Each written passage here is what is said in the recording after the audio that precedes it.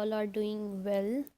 Today, we are going to discuss an important topic in professional and academic writing, especially in business, management, engineering, and research contexts. The topic of today's lecture is recommendation and feasibility reports. These two types of reports play a crucial role in decision making.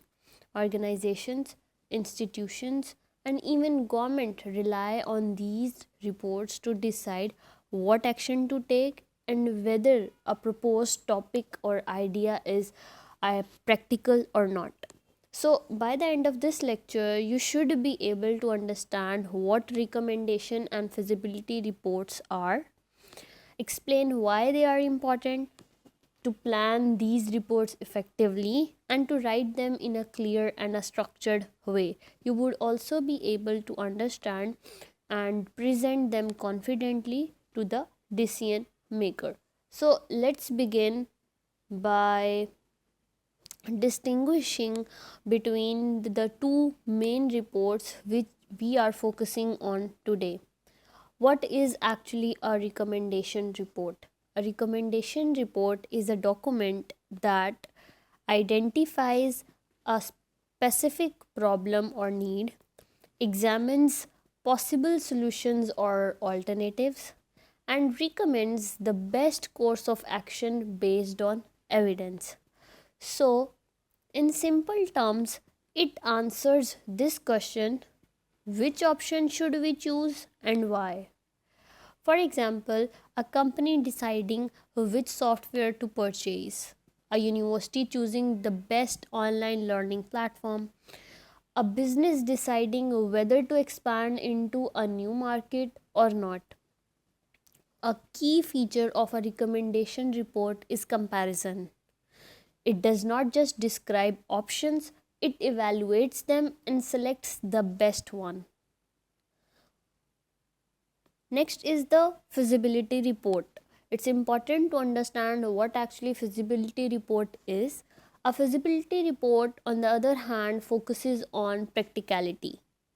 It evaluates whether a proposed idea, project, or plan is realistic, achievable, and worth pursuing or not. It answers questions such as: is this idea technically possible? Is it financially viable? And do we have the resources and time to do it? For example, it is it feasible to open a new branch in another city? Or can a company afford to adopt a new technology? So unlike recommendation reports, feasibility report often end with go and no go decision. Let's focus on the overlap and differences between both these types of report. Both reports analyze a problem and use evidence and data and help decision makers. So this is some of the key points where both these types of reports overlap actually. But however, feasibility report focuses on whether something can be done, and recommendation report focuses on which option should be chosen. So in many real situation, a feasibility report is written before a recommendation report. I would say this again, that in many real situations, a feasibility report, which is the second type of report which we are discussing right now, is written before a recommendation report. So why? Now moving on, let's see why these reports matter. Now let's talk about why these reports are so important. First important point is decision support. These reports support informed decision making. Instead of relying on opinions or guesses, decision makers use data, clear criteria, logical analysis, and this leads to smarter and more defensible decisions. Second is the stakeholder communication. These reports help communicate with stakeholders such as managers, investors, clients, sponsors. They clearly explain the problem, available options, risk and benefits. So this transparency builds trust and confidence.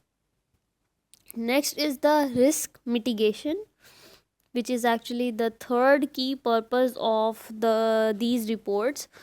Feasibility and recommendation reports help reduce risk by identifying three important things, which is the financial risk, technical limitations, time constraint.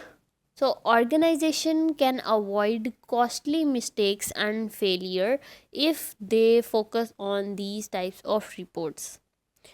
The next key purpose, which is the last purpose of these reports, is the planning and efficiency. So these reports improve planning and efficiency. They highlight resource requirements, operational challenges, implementation steps. So this makes execution smoother if the project is approved. Now we move to one of the most important stages of these report, which is actually the planning of the report. So good planning determines the success of both feasibility and recommendation report. The first step is to understand who will read the report, which is the to understand the audience, like who is going to read the report. Ask yourself, is the report technical or non technical? Are they executives, managers, or analysts? For example, executives prefer short summaries and conclusions. Technical experts expect details and data. So, your language, structure, and level of detail must match the audience. The second step is to define the problem clearly. Even strong report starts with a clear problem statement. This includes what is the issue, why does it matter, what happens if it is not addressed. So, if the problem is unclear, the entire report becomes weak. Next, the third step is to set criteria for evaluation. You must decide how you will evaluate options. Common criteria include cost, time, risk, benefits, technical requirements. So these criteria ensure that all options are compared fairly and consistently. The fourth step is to collect and analyze evidence.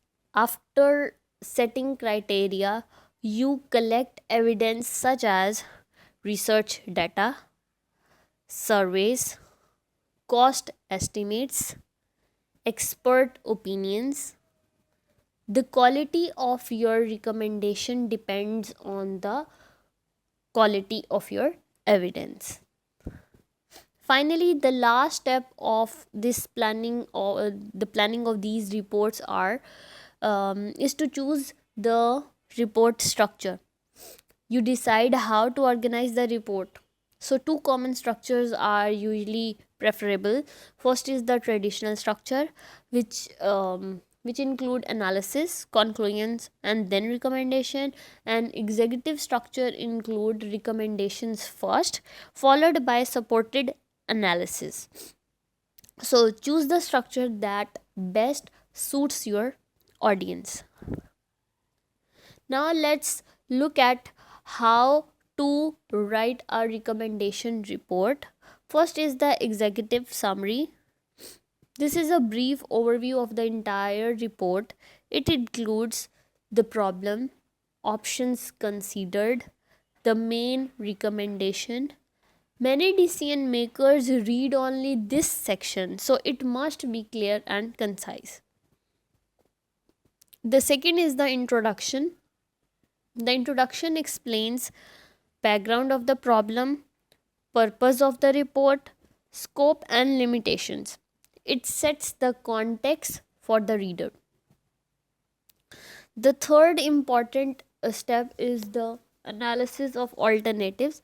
This is the core of the recommendation report.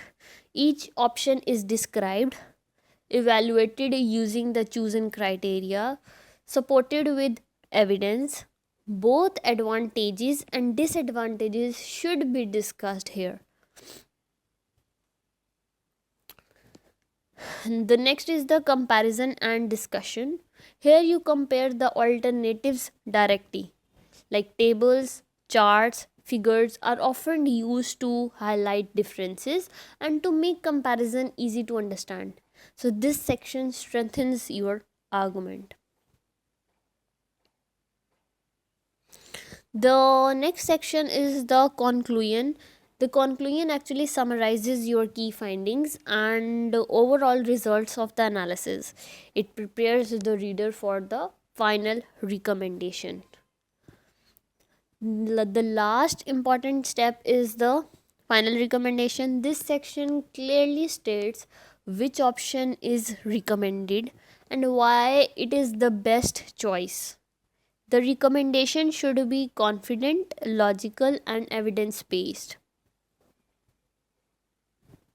Now let's move on to the feasibility report, like how to write a feasibility report.